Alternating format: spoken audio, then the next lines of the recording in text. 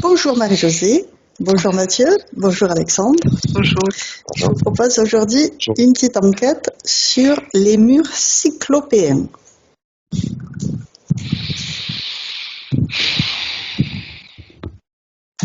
Quelles sont les premières informations qui vous parviennent? Est-ce que tu peux redire? Les murs cyclopéens. Ça me renvoie au géant. D'accord.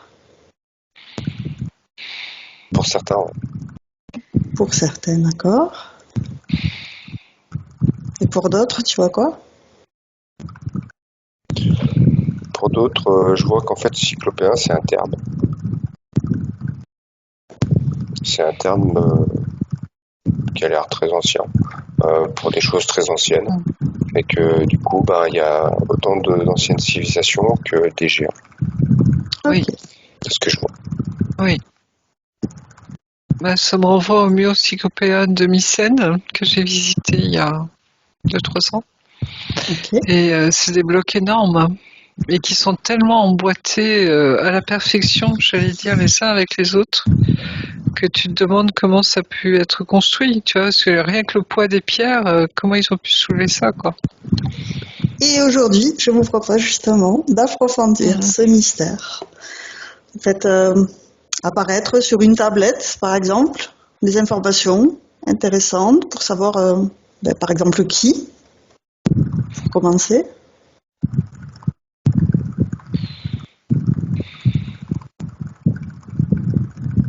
À qui doit-on ces murs cyclopéens? Un petit aparté, Alexandre, j'ai l'impression que ton micro fait du vent. Est-ce que tu peux l'éloigner ton... Je pense que c'est le ventilateur qu'on capte en fait, parce que c'est très régulier le bruit. Non, c'est bon. Ça renvoie à nos ancêtres, aux ancêtres de nos ancêtres. Tu vois, comme s'il y avait une notion de temps, d'histoire très ancienne.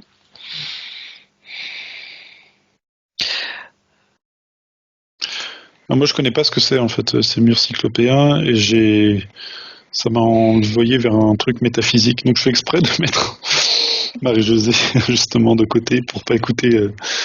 Mais effectivement, je vois quelque chose de métaphysique qui est, c'est quelque chose qui fusionne. Je ne saurais pas expliquer. Je vois comme des alvéoles d'abeilles. Oui, c'est un peu ça. Mais tu en retrouves partout dans le monde, hein. Dans tous les pays. Hein. Oui, c'est mondial. Alors, on en trouve un peu partout et on ne sait pas l'expliquer. Alors ça me dit que si on regarde bien, ce ne sont pas exactement les mêmes. Non, c'est pour ça et que c'est intéressant de savoir pourquoi c'est pas les mêmes. Je connais absolument pas ce sujet. Donc, Attends, où est-ce que j'étais là? Les murs cyclopéens, c'est des blocs de pierre qui font des tonnes, qui sont énormes. Plusieurs tonnes, enfin, vraiment, qui sont très lourds, et qui sont, comme disait Marie-Josée, emboîtés à la perfection. Et il n'y a pas de ciment, hein. Il n'y a pas de ciment, il n'y a rien qui les retient. Hein. C'est emboîté, tu vois, ils sont taillés au millimètre près. Et tu te dis, mais comment ils ont pu faire ça? Et donc des fois ils ont vraiment une douzaine d'angles par pierre, et puis il y a une toute petite pierre au milieu d'énormes blocs qui va permettre de résister au séisme. Vraiment c'est assez prodigieux comme assemblage, et on les trouve que ce soit en Amérique latine, au Japon, donc dans la Méditerranée, partout, oui. En Afrique, en Grèce, en Inde, partout.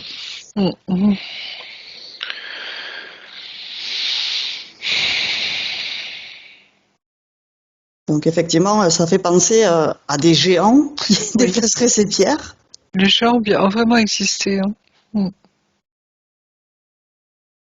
Moi, je les ai vus dans la session sur les Bouchégui, au Boussège, tu te rappelles, qu'on avait fait l'enquête. Hein. Et ils ont vraiment existé. Et donc là, si on se concentre sur ces murs cyclopéens, par exemple, remonter à quand ils ont été construits pour que vous puissiez voir qui les a construits à travers cette tablette. En fait, il y en a plusieurs, donc il faudrait cibler des endroits en fait. Tout à fait. En Thaïlande, c'est particulier parce que ça fait comme un empilement de bûches. Alors, Aude, est-ce que tu peux ne pas... Parce que moi, ça m'influence autrement. Parce que vu que je connais pas, c'est bien que je... D'accord. Hmm. Alors, par Comment exemple, ça- vous pouvez aller chacun sur un continent et me dire pour chaque continent ce que vous pouvez percevoir. Bon, vous êtes que 3, donc il y a Alors des moi, voix j'étais qui du sont côté du comparables. Mexique avec ces Ok, espèces d'alvéoles là. Et d'accord. pourtant, ces alvéoles ont une sorte de géométrie. Alors pas géométrie, c'est symétrie. C'est-à-dire que quand on prend la porte, j'ai l'impression qu'elles sont réciproques d'un côté et de l'autre euh, de la construction. Mm. Et que ça, elles paraissent aléatoires alors qu'en fait, elles le sont pas. Je vois pas de géant, la construction, Mhm. et ça me parle du son Le son pour les tailler. pour les tailler. Oui, ça ressemble au truc de NASCAR, oui. À Moi, l'aéroport de NASCAR, oui. j'étais en Amérique du Sud, justement, Mm. et je voyais des sortes. Je les vois se déformer comme une gomme, en fait. Mhm. La pierre Mais reconstituée. là où je suis, enfin, dans ce que je vois là, je vois pas de géant. C'est des. Mais voilà, je vois ces pierres qui se déforment comme une gomme. Il y a effectivement une technologie avancée, il y a eu des vaisseaux à un moment, il y a eu D'accord. de l'aide extérieure. Mm. Et oui, C'est des blocs de pierre reconstitués. Comme si on avait fondu la pierre. ben non, parce qu'en fait, elles se déforment, mais Oui, elles ne sont pas, mais c'est juste, tu pas vois. comme du béton, en fait. Oui, elle est un peu molle, quoi. Mm. Oui, c'est, C'est marrant parce que je vois bon, après voilà, c'est une perception, mais je vois justement une sorte de son qui va dans la structure même, euh, peut-être moléculaire ou je ne sais quoi, et qui fait un changement un peu d'état Et qui chauffe. avec une information. Et qui fait ça? ah oui. Je vois un rayon. Et Enfin, c'est comme ça que je le vois. qui Après. contrôle ce rayon? Ah, ah. Tu vois qu'il voulait pas parler des galactiques. Toujours à travers la tablette. Alors, ce sont pas des galactiques, hein. Non. Ouais, non, mais c'est des êtres venus d'ailleurs, en effet, mais on sait pas trop. Hein. C'est pas lumineux. Mm. Et il y en a eu plusieurs différents. Oui. Et il y a eu, en fonction de certains monuments, des prises de pouvoir différentes par d'autres, au-dessus en fait. Et alors ça me montre quand... Ok, bon, c'est un lézard. En fait, il y a le noyau de l'atome avec autour, en fait, c'est le vide. Il faut réduire, augmenter. Il y a quelque chose qui fonctionne comme cela. L'état, en fait, la composition du matériau ne bouge pas, mais c'est son état qui se modifie. Mm. Alors, je sais pas comment expliquer cela, mais c'est vrai que Il devient liquide. c'est comme si on a quelque chose de rectangulaire et qu'on arrive à le faire devenir créer des angles. Dans un moule. Moi, je vois pas de moule. Bah, tu sais, c'est comme si c'est la pierre qui se, comment dire, fondre, je sais pas comment expliquer ça, mais qui devient plus molle, donc tu peux la former, tu vois. Donc tu peux employer des planches, des moules, des machins pour qu'elle coïncide vraiment au truc, quoi. Je vois pas de moule non plus. Par contre, je vois quelque chose au niveau ondulaire et comme tu le disais, au niveau un peu plus atomique ou je ne sais quoi là. Je suis pas physicien, mais et du coup, je vois qu'en fonction de certaines fréquences ou certaines variations de je ne sais trop quoi en fait, c'est très très ondulaire. Et ben du coup, les choses elles prennent telle ou telle forme, en passant par un état de passage. Je sais pas trop si c'est correct. C'est des concepts qu'on n'a même pas la possibilité d'intégrer. Ça me montre effectivement, ça va à la composition même d'un. Ouais, c'est très compliqué. Ouais, et il y a différentes civilisations, hein. Il n'y a pas qu'un seul, j'allais dire, modèle, tu vois, de fabrication, hein. Il y a Si tu regardes plusieurs ce mur civilisations. que tu avais vu à Mycène, Marie-Josée, Oui, est-ce que tu vois que ces pierres c'est les étaient géants. fondues? Oui, moi, c'est les géants. Ah, C'est ok. vraiment, c'est Oui, sûr, ça. Tu sais, c'est ces squelettes qu'on retrouve dans le monde, hein, qui sont énormes, qui existent vraiment, hein. Et oui, c'est comme s'il y avait toute une culture. On me renvoie au cyclope tu sais, de l'Iliade et l'Odyssée, hein, etc. Et même dans la Bible, là, on en parle, hein, des géants, Et si des tu temps regardes anciens, etc. Oui. donc ces géants à Mycène, est-ce qu'ils ont utilisé des ondes pour mouler ces pierres? C'est comme s'ils avaient accès, là aussi, tu vois, à une autre, j'allais dire, technologie. Mais bon, tu vois, c'est un peu, tu sais, ce druide qu'on avait vu géant, qui Oui. nous a accueillis avec bienveillance. Oui. Et c'est comme s'il y avait eu un savoir, tu vois, également, là aussi, perdu un peu à travers les âges, mais de variations d'ondes, de variations d'énergie, comme s'ils avaient ce savoir-là. Et en même temps, je vois qu'il y a comment expliquer? Comme s'il y avait tu vois, tout ça, ça avait aussi diminué à un moment, et il y a eu une dégénérescence des géants. Et comme s'ils avaient oublié aussi leur propre savoir, et il y a eu une destruction des géants. Les hommes se sont rébellés contre eux. Je pense que ce serait bien de changer, parce que effectivement, je vois. Alors, moi, je mettrais pas le mot géant, mais des êtres plus grands. Parce Bah oui, ils font 2 mètres, 3 mètres 3 d'eau, hein. mètres. Oui, voilà, ça. 4 mètres maximum. Mais le terme de géant, enfin, c'est vrai que ça fait un peu trop mythologie, et puis effectivement, trop des êtres qui prendraient des blocs à main nue et qui les mettraient, alors que c'est pas du tout ça, ils les touchent même pas les blocs. Ils ont une technologie qui vient d'ailleurs, qu'ils ont amenée et qu'ils ont. Et ils sont effectivement plus grands que les êtres qui sont Oui, des humains. les humains, oui. Ils sont le double, grosso modo, de nous, quoi. Et Un je peu vois comme on voit sur les hiéroglyphes, les personnages, il y en a un petit, ils sont tous humains, mais il y en a des grands, il y en a des petits. Ouais, c'est ça. Ouais. Oui, Alexandre. Moi, de ce que je perçois de cette technologie-là, apparemment, hein, ou de ces styles de technologie, ce que je voyais en Amérique du Sud, moi, je voyais pas des gens disproportionnés en taille, hein.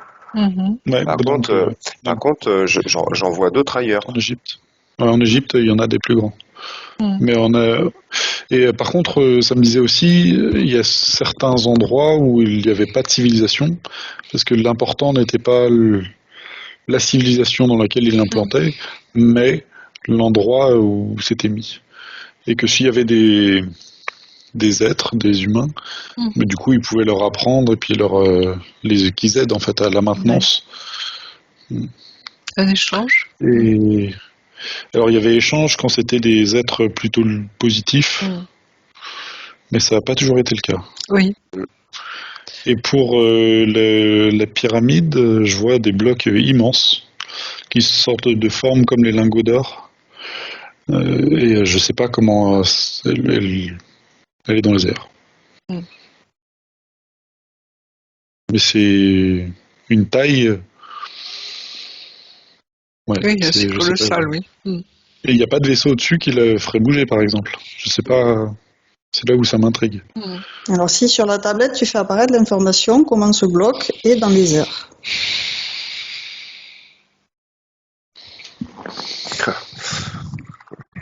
Moi, je vois des trucs comme ça aussi, mais avec, c'est plutôt celtique comme courant, là. Druidique, alors? Ouais, Éventuellement. il y a quelque chose. Ça m'étonnerait pas, oui. Je parle pas des pyramides, hein, Ils sont pas nombreux en plus. Hein. Non. Ils sont pas très nombreux. Ça va, oui.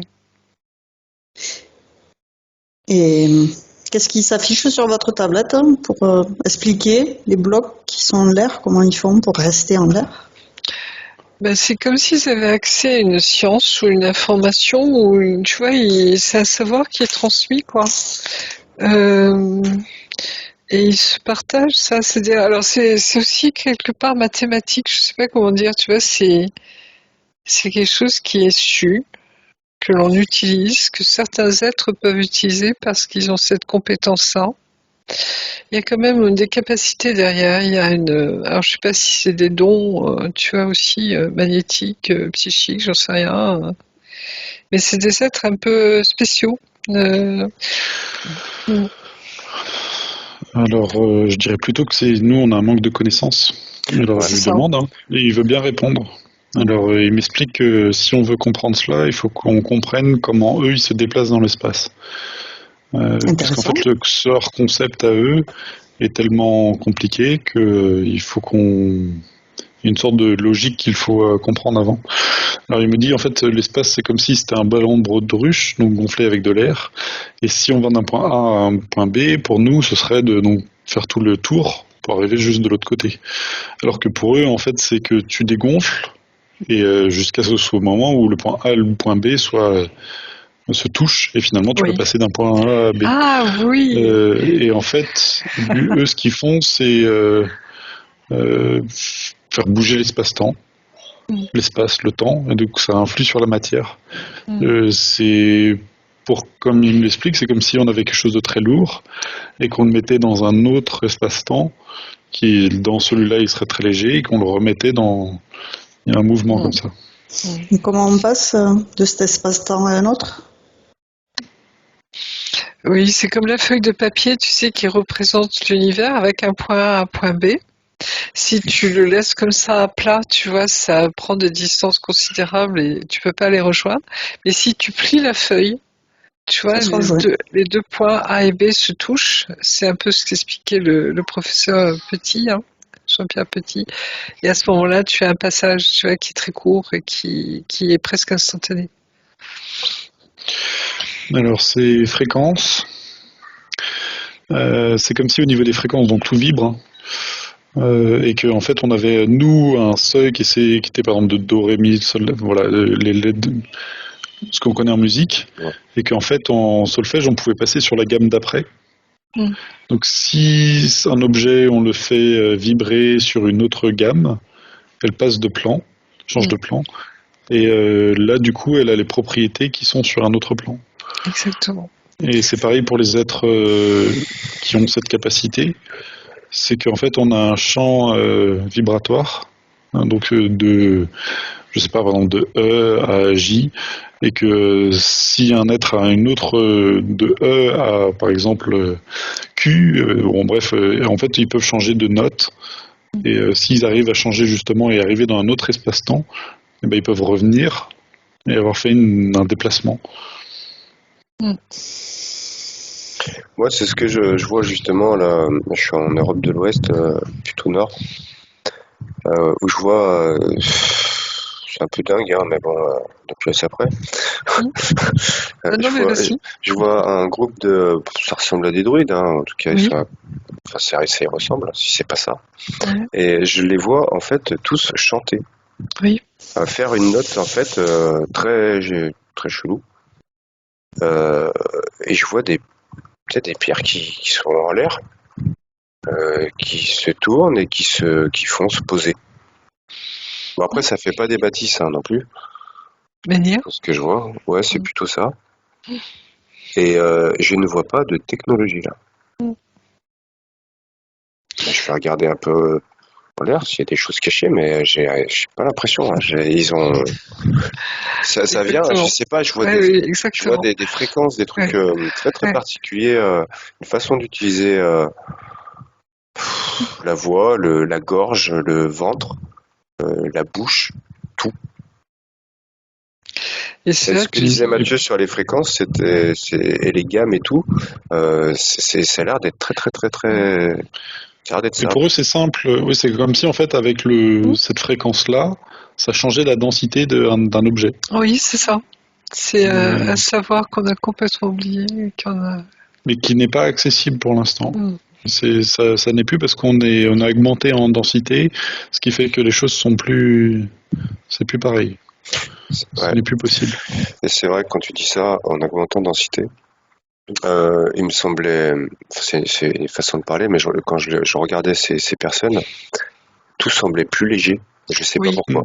Elles sont sur une autre dimension, 5e, 6e dimension. C'est ce que j'ai vu pour le Boussédi. Elles sont pas sur la même dimension que nous.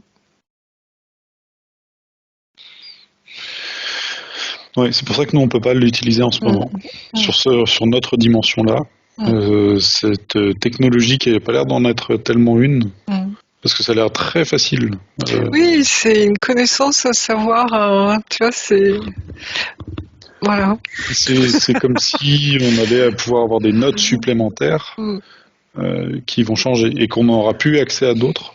En fait, oui, notre spectre va s'élargir, s'agrandir, mais aussi se déplacer. Donc, si on est par exemple sur un piano, on a des notes graves à aigus, bah, c'est comme si ce piano allait avoir d'un côté à droite ou à gauche des nouvelles touches et d'autres qui vont disparaître de l'autre côté. Et donc, va falloir se déplacer pour pouvoir jouer du piano, mais il y aura d'autres possibilités.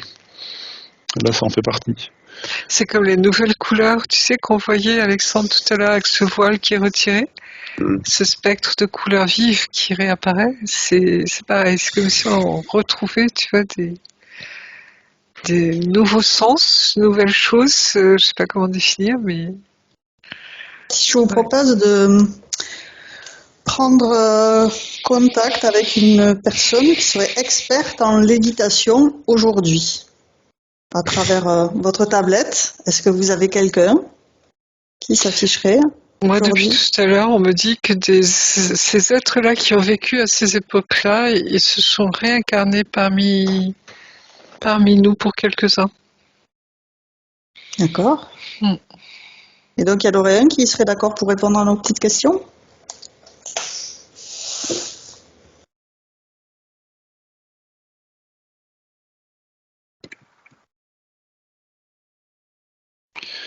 C'est pas possible de l'éviter dans votre dimension. Par contre, c'est possible pour certains, de changer d'un plan à un autre. Oui. Donc, imaginons qu'il y ait une montagne devant toi et que tu veux la traverser. Et ils arrivent à passer sur un autre plan et puis se projeter, entre guillemets. En tout cas, c'est comme ça, c'est un peu plus loin sur leur horizon et d'avancer comme ça. De l'éviter, non, parce que ça voudrait dire que tu changes de plan tout en étant toujours sur le même plan. Et c'est pas possible. Oui. En tout cas, pour l'instant, sur notre densité, ce n'est pas possible. C'est très intéressant ce que tu dis parce que bon là c'est juste quelque chose de plus mathématique où la 4e dimension il y a un nouvel axe qui rentre en jeu, c'est un peu cette histoire un peu de densification très particulière et dure à décrire, donc j'invite les gens à aller regarder mathématiquement l'axe Kata-Ana qui définit en fait l'état de 4e dimension et qui permet très justement en fait de faire que quelque chose pourrait donner l'apparence qu'elle rentre et traverse quelque chose. Donc, certains êtres ont la capacité d'être à cheval sur 2 densités, 2 dimensions en fait. Ouais, connaissez ça. Oui, alors certains autres êtres, mais là pour nous les humains incarnés sur Terre, vu qu'on est carbone, on est trop densifié pour avoir accès à cela. Alors ça me dit à part, il y a un petit astérix, mais en tout cas pour notre cas, il n'est pas possible de jouer sur notre propre matière pour l'instant et de faire ce changement en fait. Et c'est comme si effectivement il y avait la capacité de monter en vibration avec le son, et tu montes et hop, c'est comme si tu disparaissais. Ou avoir l'air d'un peu spectre, mais en tout cas tu disparais pour passer dans l'autre dimension. C'est ça. Et où tout est un peu comme si on était devenu un fantôme. Et là, il est très facile de se projeter vers un autre endroit et de revenir sur. C'est un petit jeu. D'accord. Oui, tu peux revenir et tu es allé ailleurs. Oui. Donc imaginons qu'il y a une rivière. Et cette personne, en théorie, pourrait changer de plan et devenir entre guillemets un fantôme. Mais après, voilà. Mais le problème que ça me dit, c'est que vu que nous sommes trop carbone, en fait, si tu passes dans l'autre sens, en fait, tu décèdes. Et tu deviens un fantôme. Voilà, parce qu'on n'a pas cette possibilité de. C'est trop dense, On n'a pas un corps qui est allégé, en fait. Et on me dit, à part les grands mystiques, ceux qui ont réussi à, tu vois, faire cette transmutation en eux, et on me renvoie vers les Tibétains, certains moines tibétains, certains grands mystiques de toute religion, aussi bien chrétienne que musulmane, enfin bref, hindoubou, etc. Tu vois, c'est ces êtres qui ont atteint. Alors, on me montre aussi qu'ils l'avaient déjà vécu antérieurement. Tu vois, c'est l'aboutissement de cheminement. Je sais pas comment dire ça. Tu vois, c'est comme s'ils avaient déjà eu ces capacités avant de s'incarner quelque part de transmutation, de transformation. Tu vois, et c'est l'aboutissement de quelque chose. Et ils passent sur autre chose. Et c'est ces êtres-là qui nous montrent la voie, en fait. Un peu comme Jésus avec la résurrection de Jésus. Tu vois, c'est cette possibilité de transmuter les choses, de passer sur d'autres plans. Et c'est exactement ça. C'est des modèles d'humanité, quelque part, pour nous montrer, tu vois, vers quoi on tend, en fait. C'est...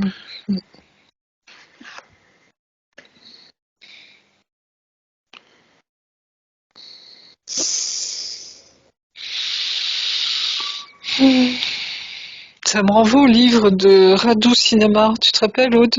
Ouais. Sur le truc des dieux, comment ça s'appelle ça? Où tu as un moine tibétain qui passe dans la montagne parce qu'il change de dimension et il entraîne ceux qui le suivent dans cette autre dimension. Et là, il rencontre la déesse. Oui, mais il revient. Et il revient. Voilà. Il n'est pas mort. Et c'est des êtres c'est parce que, comme tu dis, voilà, c'est un aboutissement du cheminement. Exactement. Se transmettent les informations qu'ils ne perdent pas au fil des siècles. Ils l'incarnent, ils le vivent, tu vois. Mais ils sont rares, ces êtres-là, mais ils existent. Ils existent. C'est pas notre imagination. Et ils utilisent le son? Bien sûr, il y a beaucoup de choses. Alors, ce sont des êtres qui sont pas nés humains. Ils font semblant d'être humains. Ils sont déjà, tu vois, sur d'autres plans, quoi. C'est pas leur évolution spirituelle qui leur a permis de. C'est sûr. S'ils sont nés d'une femme humaine, alors ils n'ont pas dans celle-là dans la 3D, ce n'est pas possible. Qu'est-ce que tu appelles non humain? En fait, c'est comme s'ils sont nés sur une autre dimension et qu'ils viennent se densifier et qu'ils font entre guillemets semblant d'être humains pour montrer que c'est possible. Oui, mais 3D. Quelqu'un qui est humain 3D n'aurait pas la possibilité de le faire. Exactement. En fait, ce sont comme des êtres, de ce que je vois, galactiques, pour mettre un avancé, lumineux, des lumières qui s'incarnent. Qui viendraient sur Terre pour aider. Mais en fait, ils ont déjà cette capacité avant. C'est ça. Quand tu dis ils viennent sur Terre pour aider, ça me fait penser à la troisième vague de Dolores Cannon. Oui, mais c'est pas pareil parce que là, c'est des personnes qui viennent s'incarner. Là, c'est pour ça que je parlais de naissance. Si tu t'incarnes dans un corps 3D à la base, dans cette dimension, tu n'auras pas la possibilité pour l'instant de faire ces sauts. Alors que s'il y a des êtres qui sont venus de la 4e dimension ou plus haut, et sont venus et ont la capacité de venir se densifier chez nous. C'est ça. Ah, d'accord, ils ne sont pas nés, d'accord. Ils sont pas nés c'est des mystiques. C'est des grands mystiques. Enfin, on peut les appeler grands mystiques, alors, nous, mais il y a d'autres mots. Oui, c'est ça. Pour eux, ils viennent juste donner un coup de main. C'est ça. C'est exactement ça. C'est ces êtres de dimension élevée qui viennent vraiment donner un coup de main. Mais tu vois, pour nous montrer aussi qui nous sommes derrière. Vous n'êtes pas que des 3D. Vous êtes beaucoup plus que ça.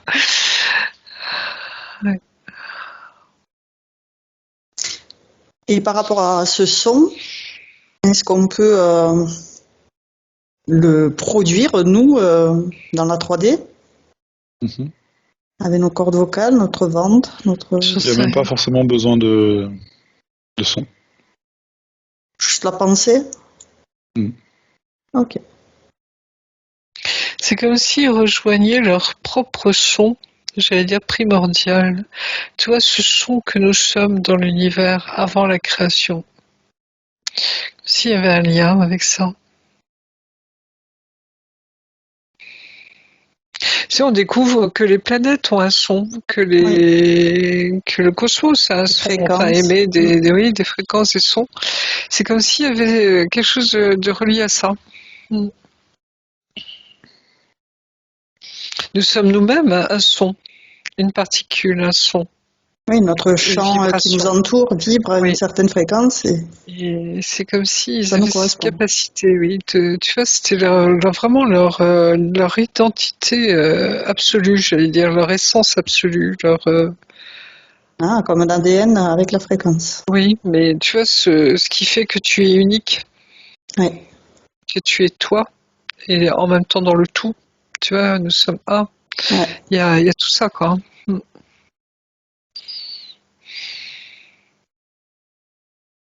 Et donc ça rejoint aussi ces ondes qu'on voyait au tout début, Mm. qui faisaient vibrer l'objet sur un champ vibratoire particulier pour pouvoir le faire léviter.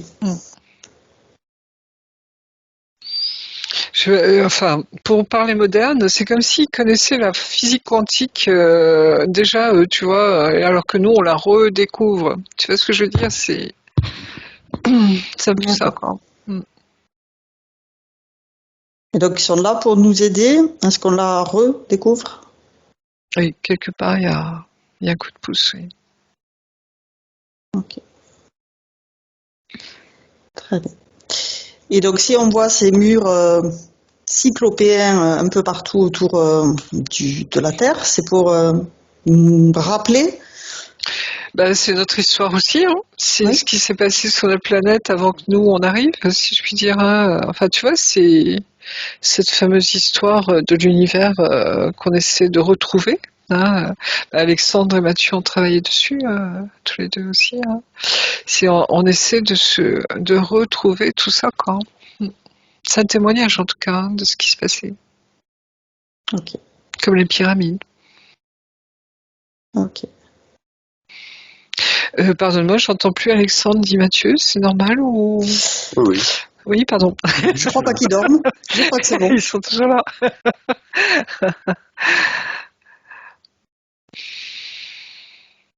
Alors, on a bien vu le qui, le quoi, le comment. Est-ce que vous avez des informations sur d'autres points qu'on n'aurait pas vus? Le quand, peut-être? Quand ça Désolé, je parle pas parce qu'en fait, je suis en train d'essayer de comprendre comment ça fonctionne pour les hommes. Enfin, pour les hommes J'étais et femmes. dans le même délire. Bah, je lui pose les questions de savoir comment nous on peut l'appliquer. Et je suis super faut faire intéressée par les monter réponses qu'il te donne. faire monter les vibrations. Ok. Du coup, au niveau, je sais pas si Alexandre a la même chose, mais au niveau des chakras, en fait, tu les sens vibrer, en fait. Et c'est comme si les parties de ton corps, en fait, quand ça vibre bas, c'est comme si, enfin, tu le sens même au niveau des parties basses de ton corps. Et en fait, tu fais vibrer, vibrer, vibrer, mais me montre que bah, là, même si je continue, ça peut pas, on change pas d'état. Et là, en fait, il m'explique que normalement, enfin, un être qui chevauche des dimensions, lorsqu'il continue de monter, et ben après, paf, Ouais. c'est comme si ta conscience basculait sur. Ah ouais, c'est intéressant ça. Ça Sur ton ressemble corps supérieur.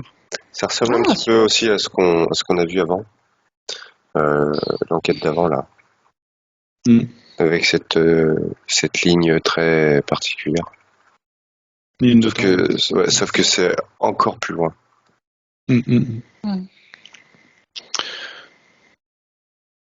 Ouais, c'est intéressant. Mais là, on n'a pas la possibilité. Il me montre, c'est pas possible.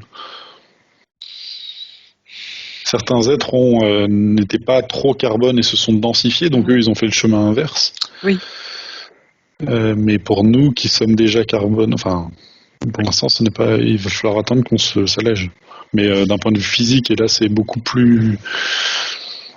C'est comme s'il fallait qu'il y ait un travail de toute l'humanité pour que il y ait des fréquences qui soient oubliées et que ça donne accès à d'autres. Oui, puis il y a vraiment cette image d'avant, là, quand je regardais, ça m'avait sauté aux yeux quand je regardais un petit peu ce côté plus européen nord-ouest. C'était super léger. Et je dis pas que c'était pas matériel, hein, attention, hein, ça l'était, mais c'était léger. Et là, quand je regarde même nos corps et le monde et tout ça, même par rapport à ce qu'on s'est dit avant, c'est beaucoup, beaucoup, beaucoup plus lourd en fait. C'est beaucoup plus lourd. Et c'est pas péjoratif, hein, c'est juste. Non. Et c'est pas que les choses étaient forcément plus lourdes, mais elles avaient l'air plus lourdes. Et c'est vrai qu'à l'époque, on a l'impression qu'un arbre, on pouvait même pouvoir le déplacer ou le. Je sais pas, c'est assez particulier. C'est au-delà de juste une lourdeur, c'est aussi une atmosphère. Ouais. Là, si vous prenez du recul pour voir grâce à quoi vous pouvez déplacer un arbre facilement. On va mettre une montagne. Ouais. Alors il me dit qu'il ne déplaçait pas les arbres, c'était un mauvais exemple de ma part. Mais une pierre tu peux. Ah oui, parce que l'arbre a des racines et qu'il ne faut pas le déraciner. Bon, désolé. Il a sa propre conscience, oui. Il a sa propre conscience. En fait, là, je vois quelque chose, même dans la terre et tout ça. C'est entre guillemets. Les choses aujourd'hui, elles sont. Justement, tu parlais d'enraciner. En fait, les choses aujourd'hui, elles sont encore enracinées. En fait, elles sont enracinées. Et avant, il y avait les choses, elles étaient beaucoup plus en surface. Non, pas déracinées, mais disons. Elles étaient enracinées sur une autre dimension. Disons que les choses, elles n'étaient pas cristallisées de la même façon. Oui, c'est ça. Et là, je sais pas, quand je regarde, là, je mets, c'est façon de parler, c'est qu'une image ou une symbolique, hein, mais je mets les deux terres, comme ça, je regarde les deux endroits, je vois des choses, c'est beaucoup plus léger à l'intérieur même. Et par rapport à maintenant, où il y a des choses qui rentrent dans la terre comme des racines, en fait, assez denses. Et je parle pas de quelque chose de matériel, hein. Et tout semblait avoir une espèce de petit aura, en fait. Comme si ça brille un peu. Mais je pense que briller, c'est même pas suffisant par rapport à ce qu'il y avait. Alors que là, maintenant, c'est vraiment très. Je sais pas, si on devait faire une ligne, par exemple, sur un papier, ce serait vraiment là où on est dans cette ligne. Alors que à l'époque, c'est comme si cette ligne tracée sur on pouvait voir tous les petits points qui se. C'est ça. Pas tout à fait droit. C'est comme si là maintenant, c'était très délimité. Les choses. C'est ça. Oui. Les petits points, tout ça, les auras des objets, des choses, c'est ce que voient les gens quand il faut une NDE, quand ils passent de l'autre côté, justement. Et en même temps, on me dit que cette densité, contrairement à ce qu'on croit, c'est par amour que l'on l'a fait. Comme si on avait accepté de descendre, tu vois, de plus en plus par amour de la matière. Vous voyez ce que je veux dire? C'est-à-dire, c'est pas non plus simplement une chute, tu vois, qu'on aurait fait, c'est aussi par cet amour de la matière. Et comme si on allait, justement, par amour également, revenir, tu vois, lui redonner ses lettres de noblesse, je sais pas comment traduire ça, tu vois, c'est. Ça parle, effectivement. Quand je demande à ces êtres-là qui bougeaient, donc ce qu'on appellerait des menhirs, explique que là, dans notre densité à nous, on a un pouvoir d'action qui est énorme. C'est-à-dire qu'on peut planter des choses, on peut faire beaucoup dans la matière, en fait, vraiment avoir vraiment un impact. Alors que eux, apparemment, il y a des choses qu'ils ne pouvaient pas faire. C'est comme s'il y avait alors planter, j'ai l'impression qu'ils arrivent, mais qu'il y a des choses qu'ils n'arrivaient pas à faire. Et que nous, notre pouvoir d'action, dans un sens ou dans l'autre, est tellement incroyable que, si vous voulez, des êtres qui sont complètement éthérés peuvent juste lancer une intention, mais ne peuvent pas agir sur la matière. Alors que nous, on peut vraiment tuer un semblable. On peut vraiment avoir un impact incroyable. Et c'est là où ils nous envient. Ce qu'ils disaient, mais en fait, c'est un peu comme quand on est jeune, on se dit on a la puissance, on a l'énergie, mais on n'y connaît rien. Alors que quand on est plus âgé, on connaît beaucoup plus de choses, mais on n'a plus cette force de vie en nous. Et bah, c'est un peu le même rapport. C'est que certains nous regardent en disant ah mais si tu savais faire, tu pourrais faire tellement plus que là où je Bien suis. sûr, bien sûr. Et en même temps, bah, on fait des erreurs. Oui. Mais c'est joli parce que tu vois, c'est comme si maintenant on rentre dans ce temps où on va pouvoir, comment expliquer, réélever la matière, je sais pas comment traduire ça, tu vois, l'alléger, comme disait aussi, L'éthériser. l'éthériser, certainement, tu vois, c'est comme si on allait la ramener avec nous aussi, je sais pas, pour on dirait sanctifier, pour lui redonner toute sa lumière, je sais pas, peut-être que c'est au contraire un sens inverse, j'en sais rien, tu vois, mais c'est comme si, voilà, la Mais en fait, matière est là aussi avec nous. en reprenant l'exemple de l'arc-en-ciel qu'on a pris plus tôt, où justement les couleurs étaient toutes un peu, elles n'étaient pas toutes dans leur couloir, elles étaient en dégradé constant, donc c'était l'arc-en-ciel n'avait pas de limite entre ses bandes vraiment. En tout cas, voilà, ça passait de l'un à l'autre tranquillement. Et du coup, paf, ça s'est tout comment dire ordonné. Tu vois, avec ces sets comme ça, là, le bleu, machin, très très peu dégradé, mais très très limité. On a l'impression que ça passe d'une couleur à l'autre un peu directement. Et puis là, en même temps, du coup, bah, ça refait ce truc à l'envers, là, comme on l'avait vu. Sauf que quand on regarde, on peut se dire, ah bah on passe de cet état, ça se contracte, ça se décontracte. Et quand je regarde, en fait, il y a un mouvement. Et il y a un mouvement, en fait, en spirale. Et on en revient à d'anciennes enquêtes avec Mathieu, où quand on regardait les choses, c'était plutôt circulaire, mais quand on les regardait sur la tranche, en fait, elles étaient en spirale, en fait. Et du coup, bah, on pourrait se dire c'est un retour aux choses, mais oui, c'est un retour aux choses, mais ce n'est pas qu'un retour aux choses. C'est aussi un retour à une sorte à quelque chose, mais avec un plus. Oui, j'entends, je reçois tout à fait. Oui. Voilà. Je ressens bien ce que tu veux dire. Oui.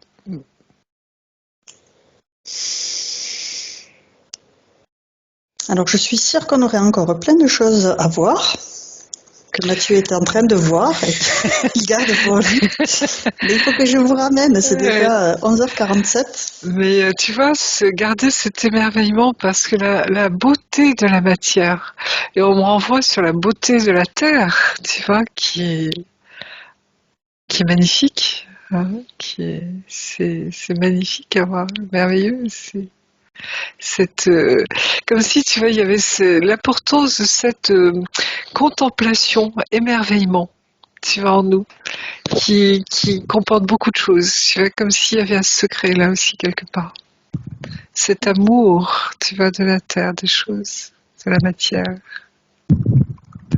C'est important, oui.